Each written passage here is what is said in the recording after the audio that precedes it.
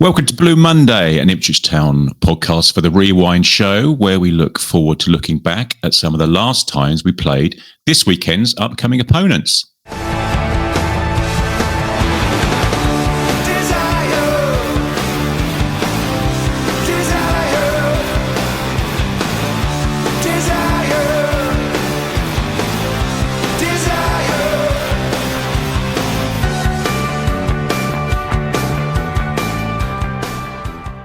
Hello, my name is Craig Fimbo. Welcome back to the Blue Monday Rewind Show, where we look at the last time we played our forthcoming opponents in the top division and more matches for the not-so-distant past.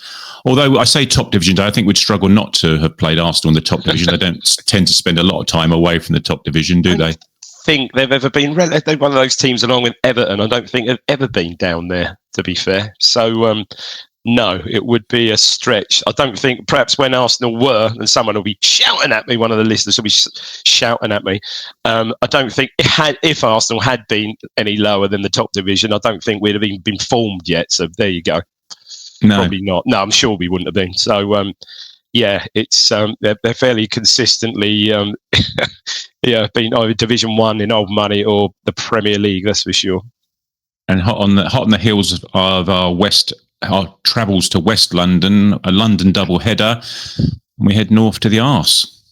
Yeah, I mean, it's just always a big game. It always was, even when Arsenal weren't quite the force they were now. Back in the maybe 70s, partly early 80s. There's always a big draw, always a good crowd, and I think certainly back in the 70s, one of our record crowds, I'm sure, was until it was broken subsequently in those years, those crazy years, was certainly against Arsenal. I think so. Always a big game. But as you say, they always were a big club, and unlike Chelsea, which you spoke about last week, Chelsea had a lot of time in the doldrums before things changed around in the last 20, 25 years, whatever it happens to be. But Arsenal have always really been one of the larger clubs, haven't they, in London? And even back in the day, I can't even remember even them remotely flirting with relegation back in the 60s, 70s, 80s. Not even close. So yeah, very, very consistent, and obviously. Well, yeah, we'll touch on these games we'll get into under the great success, under the great, obviously, Arsene Wenger. Okay, and let's do just that. We're going to head to December 2001. As I say every week, if you were at any of these games that we're going to chat about, if you've got any memories of these or indeed any other home games against the Arsenal, do drop us a message.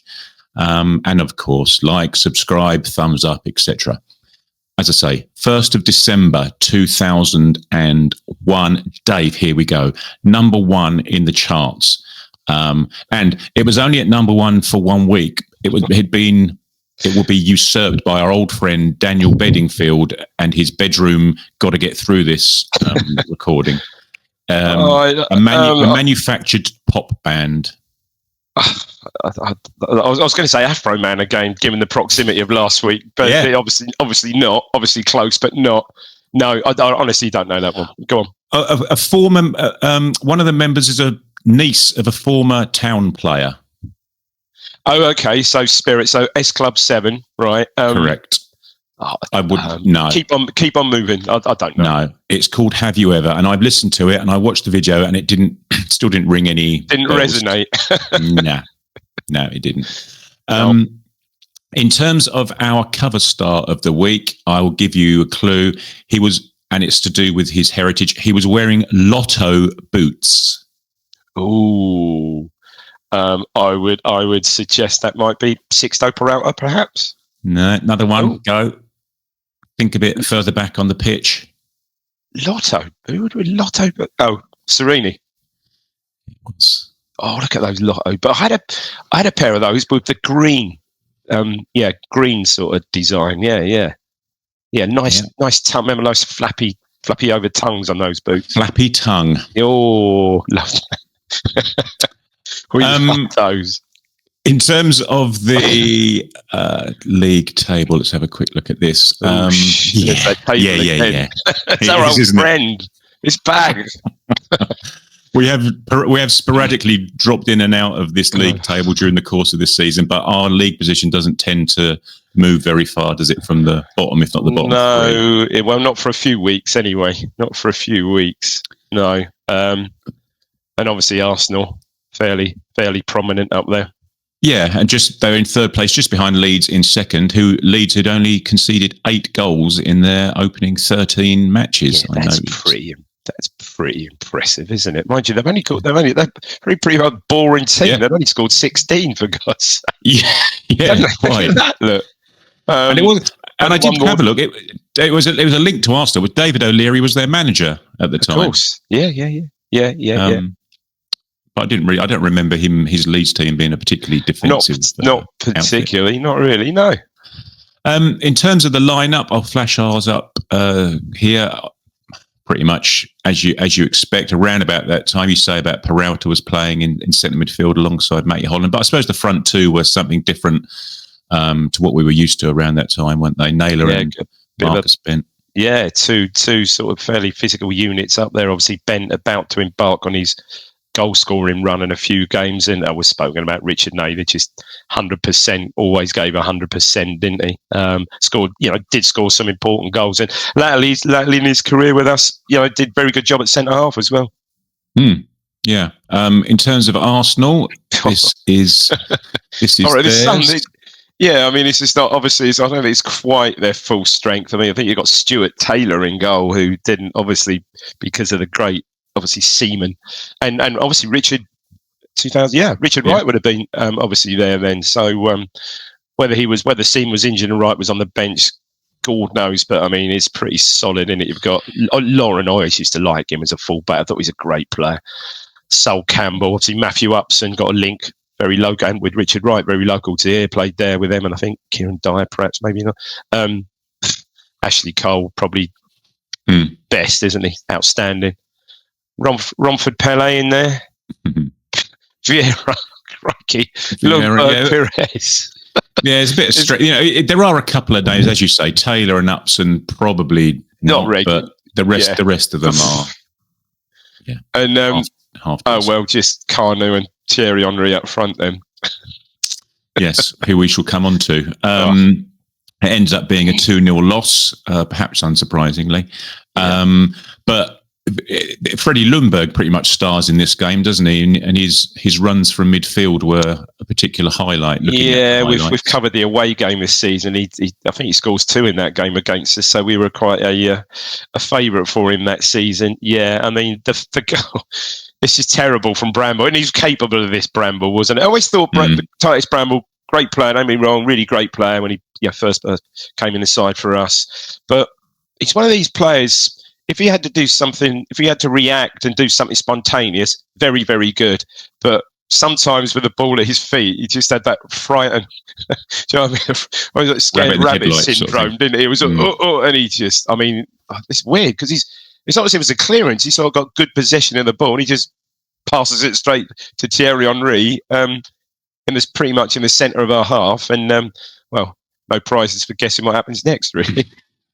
Yeah, this is a good goal. It's a clever goal. It's a great run from Lundberg, isn't it? Yeah. Because Thierry sort of drives forward, Henry drives forward, sort of takes it fairly central to the edge of our box, then just plays a little reverse ball. It's a really, and sort of almost Lundberg runs diagonally. It does it across in front of him, plays a little, and obviously the ball is brilliant, the weight of the ball. And I think he might run off Bramble again. Actually, Bramble might well have got back in position, but he just runs, I think, between Bramble and Clapham and just sticks it away under Serini for 1-0. I think it's only 5 minutes as well, so not the start you want against Arsenal, really. No, that's right. And it was 1-0 at half time. But Lundberg was one of those sort of players. He was very quick, wasn't he? Deceptively quick. He didn't look quick, but he was quick. I think he'd fit in quite well nowadays for the team's break. Yeah, I think he's clever and at pace. Yep, clever player. But having said that, I think most people would fit in most teams alongside them. If it was, say, playing alongside, up there with Henry, perhaps. Yes, well, and it was Henry's mate, Robert Perez, who fed the ball through to Lundberg in the second half, which led to the second goal, didn't it? Yeah, I haven't seen footage of the footage I saw. I didn't actually see the footage of that. All I had was Henry taking the penalty, but I looked back and I think it was bundled over by, was it Venus, I think? Very much so, but very much bundled over, yes. The ball wasn't that close to the challenge, shall we say. I can remember I had seats in the old church. Well, it was still church. It was just about, might have been, probably was just about Sir Alf then. I can't remember. Yeah, I can remember it being in front of us, and here we go. And I do remember about that game. Very similar to a few games this season where I can't remember us ever really laying a glove on Arsenal that game. I don't think. I think they perhaps won it at a canter. So it's a penalty. It's a penalty, and Henry obviously seemingly gives Serini the eyes and just puts it to Serini's right. He goes left. Game over. Really at 60 minutes 59, I think. Yes, exactly that. Yeah, and that's pretty much all she wrote. I've read a couple of reports, and as you say, Dave, we huffed and puffed, but unfortunately didn't create too much, which was the story of that particular part of the season. Unfortunately, I think so. And looking at that Lundberg, Parla, Vieira, Pires. I'd love to see. Well, I'm sure we could go back and find it. My God, I'm just looking at Bergkamp and Van Bronckhorst on the bench. Yeah, they were taking it easy on us, weren't they? I think so. It'd be interesting to see what the possession stats were of that game, but I bet we didn't have a lot. I bet we didn't. Good grief, no. But yeah, that's some great players there. In terms of the league table, it obviously didn't look any rosier for ourselves. We still found ourselves rock bottom of the league and still in single figures after 15 matches. Yeah. I think another. I say not really late. Where are we? Late season burst, but actually it was. Yeah, that was one of those seasons. Look at United, and I think in the end, United won. I think Arsenal were runners up. United won the league by about 10 points that season. Look at that. Yeah. Down in 8.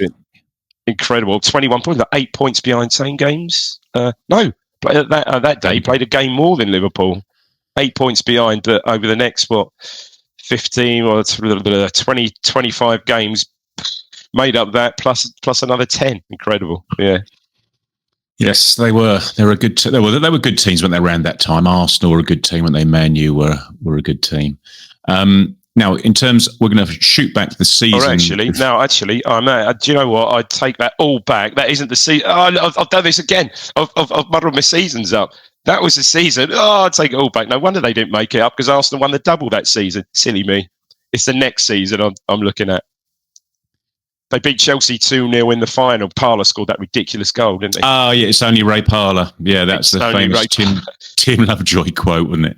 Yeah. So I take it back. Yeah, it's this season we're coming on to. Spoiler. Well, we're going to talk about the from our perspective, the better of the two seasons, the 2000-2001 season.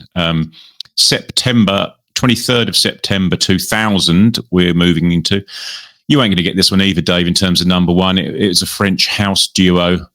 They sampled a song by Chic.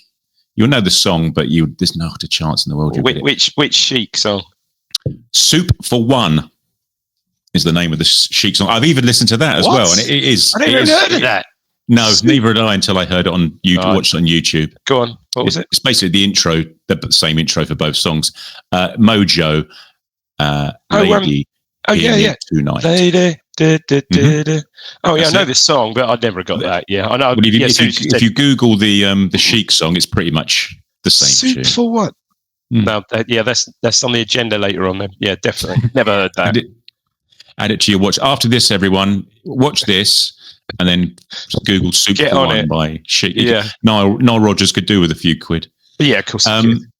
In terms of the cover star, it was Ian Wright's cousin. Oh, what do you mean? Yeah. It is actually. I can remember that program. Yeah. I think that was just looking at that. Sadly, I was at the Leeds game the week before, and I think that was I think he scored a great goal that day. It was taken from that game when we won. We beat Leeds 2-1, if you remember. I think hence why he's probably wearing blue shorts. Yeah, I'm pretty sure. Yeah. No, he's not very often wearing a short sleeve shirt, Jermaine, right? I don't remember him wearing a short sleeve shirt. No, that's a good point. Good. I've always thought, but do you remember during that season, he was having such a good season, there was even talk of him being around the England squad, wasn't it? Yeah, it's a useful sort of utility type player. Yeah, good player. Yeah. And we actually sold, speaking about Leeds, that's who we sold him to. Did indeed. In the end. Did. Yeah. But no, you're actually right, actually, Dave. I've got it written down here in terms of the. I'll get the table up because the previous match we'd gone to Ellen Road and beaten Leeds 2-1, and he did indeed score. Him and Jamie Scowcroft. His was a great goal. Left foot, bottom corner, really good goal. that was that Leeds game was a catalyst, wasn't it? Because we'd had obviously we'd had the great draw with Man United, when they opened the Bobby Robson statue, that unbelievable, the Wilness goal. So it had that. So there were sort of signs, but I think we'd huffed and puffed. We lost at Leicester, I believe. Lost at Spurs, lost at Leicester, I think. No, this was the Leeds result. Certainly was a catalyst. And I'm sure the very next game I looked earlier, we might be, spoiler alert, potentially covering in a week or so, or a couple of weeks maybe. But we found ourselves pretty nice and nicely tucked into the mid-table there, didn't we? Yeah. Almost as mid-table as you could get, but no, we were fine. And Arsenal again found themselves in third spot. In terms of the lineups, again, there's not an awful lot of not too many surprises in our lineup there, is there? We've spoken about it before. The two McGreal, Bramble, possibly. The two obvious things from the season we've just described is Richard Wright and Scowcroft. I'm still convinced had those two stayed for another season, we probably wouldn't have been. That might have been the difference between relegation or not. I'm pretty sure. Well, certainly when you're looking at the replacement, if you say Finidi was a sort of replacement for Scully when he played on the right, and obviously the direct replacement. The goalkeeper more. I think the goalkeeper more than anything, probably. Yeah. What season we talking about, Dave? 24, 25? It's deja vu all over again. Yeah. So our lineups, pretty much the same. Other than I say McGreal, Bramble, there was obviously a toss up there. Maybe John McGreal was injured. In terms of the Arsenal lineup, maybe not quite as many household names, should we say? Well, apart from the front two, possibly, but there were some interesting names dotted around there. Nelson Vivas and Oleg Luzhny. Luzhny, look at that! Wow. Gilles Grimondi, another one. Obviously, safe hands in goal. Silvino left back. Still decent though. Sylvain Wiltor. Obviously, Lundberg was spoken about. Yeah, that front two is just absurd, isn't it? Yeah, going forward, might be my favourite Premier League front two of all. Actually, those two, definitely. Yeah. They had a certain understanding, didn't it? I think it's fair to say. Bergkamp's just what a beautiful. Henri to put him to one side, but Bergkamp just what a great player. And on the bench for Arsenal was Paolo Venazza, who we had on loan, hadn't we, a season or two before? And Kanu. Resting his size 18 feet on the bench. Yeah. In terms of the match itself, we got a 1-1 draw out of this, which it sort of just added a bit of impetus at this time of the season for us as well. And I don't know about you, Craig, looking back at the highlights, because this was, I think, the main game. It's lovely actually to look back at this, because the main game of Match of the Day with the great, God bless him, rest in peace, John Motson commentating, absolutely superb. And cool, you say 5 minutes, we obviously we go ahead, describe how that developed. Yeah, well, I say it was 0-0 at half time. Actually, was it? Apart from a Martin Keown miss from about 2 yards out, it was pretty close. Good chance. Holland had a header from a corner. Pretty good chance. Seen him put those in probably. But that's right. And as you say about the highlights, there's about 20 minutes or so on YouTube if people want to go and look at it. It really was the main match, wasn't it? On Match of the Day. But we went into the lead pretty much soon after half time with I don't think we can class it as a bullet header, can we, Dave? A bullet shoulder blade, maybe? It's not. I didn't appreciate just how good a cross that is from Holland, because I think it's a free kick that gets sort of like headed out to him, like on the angle. So if you're looking from the Bobby Robson stand, sort of left side of the penalty area outside, and it's a sort of ball where he sort of takes it down and sort of like clips it in, half volleys it in. It's a beautiful cross, isn't it? To be fair, Keown, I think, goes absolutely because Stuart's probably got time to bring that down and put it in, hasn't he? But it's an odd one, because I think Seaman from about the penalty spot. Seaman's obviously expecting a more powerful header, but he doesn't need the header. He just sticks it in with his shoulder, doesn't he? And it sort of like catches Seaman flat-footed and sort of like bounces in, sort of apologises and bounces in the sort of far right corner. Yeah, he scored a lot of good goals that season, but that probably wasn't in the top 3 or 4, was it? Not really. Right. Well, but then, as you say about being on, being in the ascendancy, shall we say, Richard Naylor has a few chances, doesn't he? The header that I think and one-on-one. Ever seen Midgilton win a header in the box, or headers it back across the 6-yard box, and he just needs to just make good contact, and that's in the corner for 2-0. But he sort of like just gets edges it wide, doesn't he? Unfortunately. Yeah, and we had dominated the game, but hadn't taken our chances. And as so often happens, 5 minutes before the end, 4 or 5 minutes before the end, Arsenal undeservedly found the equaliser. Yeah, I think that's the sort of underlying sort of thing about this game. It's a good ball from a bit of class from Kanu. Actually, he's obviously on by this time, and he picks a ball up sort of fairly central, doesn't he? It's a lovely vision, sort of chips it. Sort of again, I think between possibly Bramble and Venus. Can't quite make out, but anyway, I think it is Bramble's involved, and Henri, perhaps Bramble, I think might just get a touch that sort of like sort of settles Bramble, swats him off balance. Wright makes a really good save, comes out, blocks it, but it's just Bergkamp, 12 yards out, empty net. I mean, a lot of players would still say, there's still quite a bit to do, but just first time left foot just buries it, doesn't he, in front of the old Churchman stand. Yeah, that's right. It's one of those just instinctive first time shot with his wrong foot, similar to what we spoke about last week with Zola hitting it first time with his left foot into the bottom corner. Again, Bergkamp just hits it first time with his left foot, just slams it home, doesn't he? Yeah. Yeah. But no, again, another match, particularly coming off the back of that Leeds game that gave everyone a lift to think, we really are here, we belong here, sort of thing. Which, those results sort of switching back to this season have kind of been few and far between.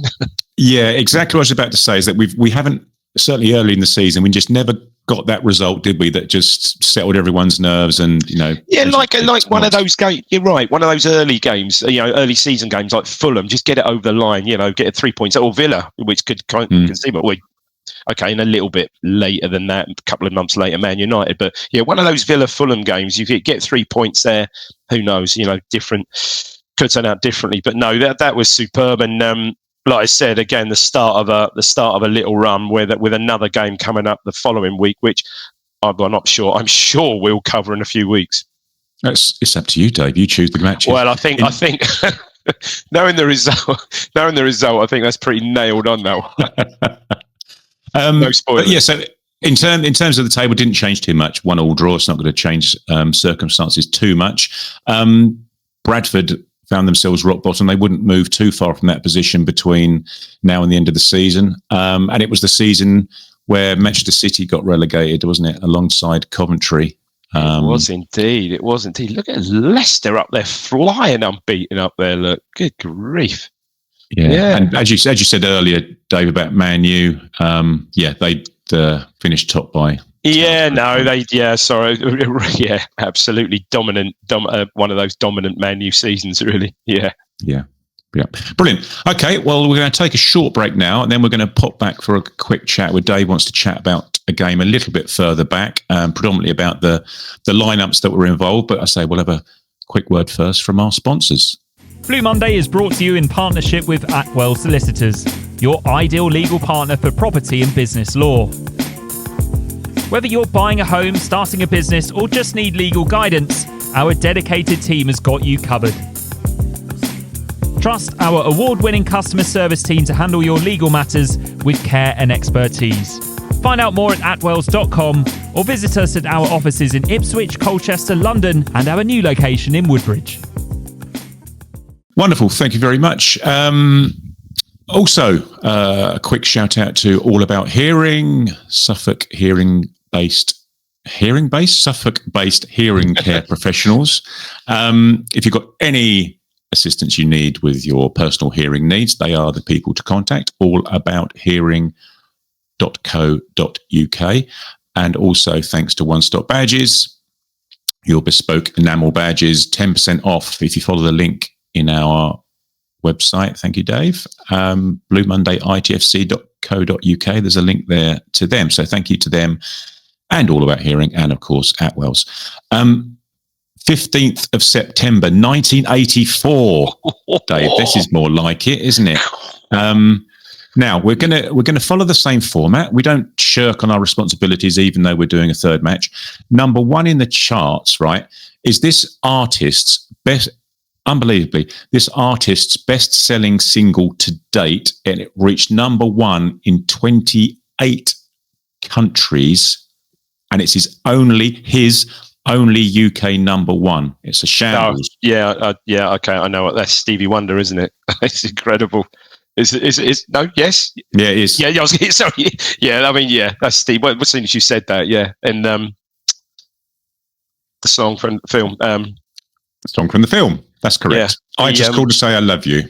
That's the one. That's a badger. That one. Yeah. And the film was Woman in Red, I believe. Woman in Red. Yeah.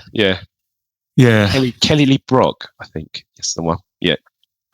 Yes. So he's his best-selling single to date, number 1. Yeah, I mean, forget about Superstition and Sir Duke and all that. Yeah, just caught the mood. I seem to remember that summer there was 2. I think George Michael, Careless Whisper, might have been number 1 for like a month or 5 weeks, and then pretty much this followed on from that, and that's one of those for another 6 weeks, I think. I think everywhere else in the world had "What's Love Got to Do with It" by Tina Turner in their ears, as it were. Mm-hmm. In terms of the cover star, now he's probably more renowned for being a manager on the other side of the world than he is for being an Ipswich Town player. Right. Okay. He led Perth Glory to the league title 20 years ago-ish. No, go on. South African. Oh, Mr. Vray. All right. Okay. Yeah. I'm not sure. Mr. Vray. Not sure. Perth Glory. Yeah, he was manager. And his name. What's his first name, Dave? I think he's Jan, isn't it? Jean-Michel. Jean, sorry, Jean. Yeah. Well, I mean, great. To be fair, great servant to the town. I mean, obviously broke into the great Robson side. He was one of the sort of like utility players, when perhaps a Mariner or Brazil or someone had a knock, that DeRay would come in and got perhaps a very young player, then got a fair bit of stick, obviously, as you would. You could never, perhaps match up to who you was replacing. But yeah, good servant to the town. And good in the air, good target man. I always thought scored some really good goals. I remember him scoring a winner against Liverpool header, a hell of a goal. But I really wanted. He scored in that FA Cup match that was televised against. Was it Nigel Glickhorn? He certainly played in it against Man U. There was a massive hoo-ha in like the mid-80s. Tony Humes scored in that game. Oh, Tony Humes. Yeah, I'm sure he played in that match. But I'm sure he did. That was 87, 88. I'm sure he would have done. But at the time, that was a massive thing that we were live on telly on like a Sunday afternoon. Wasn't that? I'm pretty sure because I've read that. Ian Fuller's. Yeah, it's Ian Fuller. He wrote the book about us on TV. Carl Fuller. Sorry, Ian Fuller. I know Ian Fuller. It's Carl Fuller. The guy from Clacton. Yeah, Carl. Yeah, and he. I'm pretty sure that game was only our second ever live game after the cup final. I'm pretty sure that's right. Yeah. Anyway, we are completely going off track. Oh, we're going completely off piece. Absolutely. So, just very quickly, why I wanted to talk about this game, a bit like the Chelsea 1979 game we spoke about the other week. This was the last time we beat Arsenal at home. 15th September '84, beat Arsenal 2-1, and I really just wanted to look at the two sides, which is quite interesting. Yeah, let me get them up for you. We'll get our one up first, and the aforementioned Mish Daver was up front alongside Eric Gates. But this is a team very much in transition, and in terms of the lineup, I sort of tried to work out what we'd be doing with it. Yeah, I couldn't. Stuck George Burley in on the right midfield because we were playing with 3 centre halves, and I can't imagine would have been putting Terry Butcher out as left back. So I think Butcher would have played left back. I think Butcher would have played left back and McCall in midfield. Yeah, that happened more than that. I've certainly seen that happen more than once. Yeah, I'd have thought so. Generally, back then, if you remember. Not if you remember, but back in the day, sometimes to accommodate Beattie when Beattie was playing, Butcher would be shunted. So I would have thought that. But look, I mean, several names there. Mark Grew, who we signed, I think, from West Brom as cover for. By this time, I think poor old Laurie Sybil had finally just about retired. I think 84 might have been his last season, and we got Mark Grew in from West Brom, who really didn't figure that much, but obviously played played today, this day. Ian Cranston, solid, proper solid, old school centre half. Zondervan, who I always liked. I thought he's a good player. Zondervan, just sort of like 7, 8 out of 10 every week. And again, one of Eric Gates last season, but I think Gates had a really good season this particular season. Yeah, and it was actually, I've made a note here that it was Eric Gates and George Burley's final season with Town. They both went to Sunderland, who were in the league below, and joined up with Laurie McMenemy, who was sort of, at the time, splashing a bit of cash and signing these older heads to sort of potentially, well, in theory, help Sunderland in the league below. Yeah. Although Sunderland got relegated in the year we're talking about and dropped down. Yeah. Alongside Norwich, who obviously beat us in the. Yeah, this was one crazy year where I think Norwich finished like obviously 22 in the league. Then Norwich finished 20th on 49 points. I've got it. I sort of wrote it down now. I think it was Newcastle finished 14th on 52. It was a bit of a logjam. So it was 17th, 18th, 19th. We finished 17th. I think Coventry, maybe QPR, finished 18th and 19th, all on 50 points. Then there was 51 and then 52. Newcastle 14th. I mean, it was just nuts. Wow. And I assume, I can't really remember, it must have gone to the last day of the season, I assume. I don't know if it was cut and dried by then. Incredible. So what you're saying is we intentionally lost the semi-final to Norwich would then lose towards the end of the season and see themselves relegated. Well, kind of what I do know, we lost that semi-final. Obviously, I hate to say it, gritted teeth. Norwich went on to win, as we all know. You can see it. So most weeks on About Anglia on Look East, I think it was the 40th anniversary, to be fair, the League Cup. But we famously, I think it was a game over Easter. Again, we were both obviously fairly nip and tuck at the bottom of the division. We went to Norwich and actually we have won there, beat them 2-0, which was a real sort of one of the nails in their the old proverbial coffin for them, I think.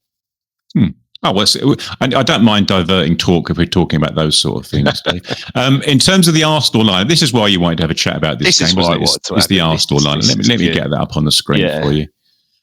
Some familiar names, shall we say. You've got the great Pat Jennings in goal. So this is where you want to make the correlation between here and 6 years before was obviously the cup final. So we just had George Burley was, as you say, one of his last season. So Burley was the single player left for us. But I mean, just looking at the Arsenal side, players that played in that final. Obviously, Pat Jennings. I mean, obviously he didn't play with the great Viv Anderson, Forrest, Tommy Caton. I think the centre halves from City died very young. I think the great Kenny Sanson, what an absolutely unbelievable left back. David O'Leary, who played in the final. I mean, it's a side, isn't it? I mean, Tony, you got in a withdrawn role there. Tony Woodcock, Graham Ricks, who was subbing that final. Who else have we got there? Stuart Robson. But then, look, Brian. I mean, again, the link with Ipswich. Brian Talbot, again, who's a great servant for Arsenal. But then, this is what you don't like to see. This must have been his first full season for Arsenal. I know it was. Paul Mariner up front with Champagne Charlie Nicholas. It's a great character, isn't it? But it just really brought it. It's just looking, back the sort of 5 seasons before, as it was 6 seasons before, then at the 78 Cup final, and just the number of players that played. So still quite a few playing, but not necessarily on the for the same team. It's quite interesting as well. I did a quick bit of research about Brian Talbot, and we sold him for a fair chunk of change, didn't we? In the late 70s, almost £500,000 in the late 70s. Doesn't sound a lot nowadays, does it? But yeah, that's a decent sum of money. The famous thing about that is, Craig, that Robson, unbelievable. So we sold Brian Talbot for whatever, as you quite rightly said, to Arsenal for £400,000, which was, you say, a chunk of change there. Got in Adrian Murin and Franz Tyson, and plus I had 150,000 left over.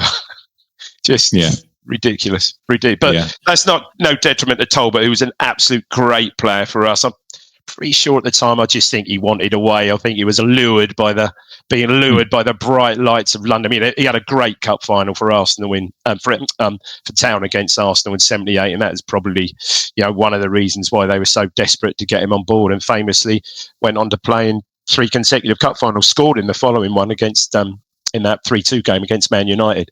So a great servant for us, absolutely brilliant. Yeah. Obviously, and as you say, a great servant for Arsenal. He played over 300 times for Arsenal. But you're going to talk about Paul Mariner, who probably didn't have as great a career for Arsenal. But his transfer fee at the time, when we sold him to Arsenal, was only 150 grand, and I think that probably tells you our bargaining. Quite. We weren't in the was it the seats for. I seem to recall his very last game was that famous Jason Dezelle commentary game. So when Jason Dezelle was still as a Chantry School 5th year, scores a third goal. I think it's a 3-1 win, and he comes on a sub, doesn't he? I think that was Mariner's last game for Town. So that would have been February '84, I think. Yeah. Yeah, it was good. It was good. Just quickly, we win the game. We win the game 2-1. And just I look back at a report of the game. Osman close range header from a Gates corner. It was his 350th appearance for the club as well. Osman, so a milestone there. Zondervan a rare header, a Zondervan header from another Gates corner, so another assist there. And then a Champagne Charlie Nicholas close range finish after Mark Grew had parried a Graham Ricks free kick, but we held on 2-1. We're 2-0 up at half time and held on for a 2-1 win. And that, ladies and gents, was, coming up 41 years.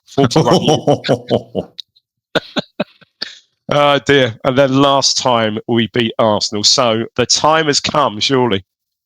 What happens every 41 years? Ipswich beat Arsenal at home in the league. Yeah. Okay. We'll see. Well, we've done our bit, Dave. It's now up to the boys to see what they can do. Yeah, brilliant. Yeah. Well, thank you very much, Dave. As ever, thank you for your time and thank you for your memories. So we'll get Arsenal done and out the way, and then we'll no doubt return hot on the heels for the next opponent after that. I would have thought. Yeah, no, absolutely. Which is, I believe, could well be. Oh no, Newcastle away, isn't it? Yeah, we might have to delve a little bit again. We'll treat ourselves and delve a little bit further back again. I think. Yeah, that might be tricky. That might be black and white footage. In more ways than one, not just the home shirts. No. Brilliant. Well, thank you everyone for watching. Thank you for listening. Hope you enjoyed the show. As I said before, give us a thumbs up, etc. The guys will be back, no doubt, on Thursday evening for the pre-match. Come and join them live on Thursday evening, and then the Flagship will be as ever live on Sunday evening at 8 p.m. This has been the Rewind Show on Blue Monday and Ipswich Town podcast. We will see you next time.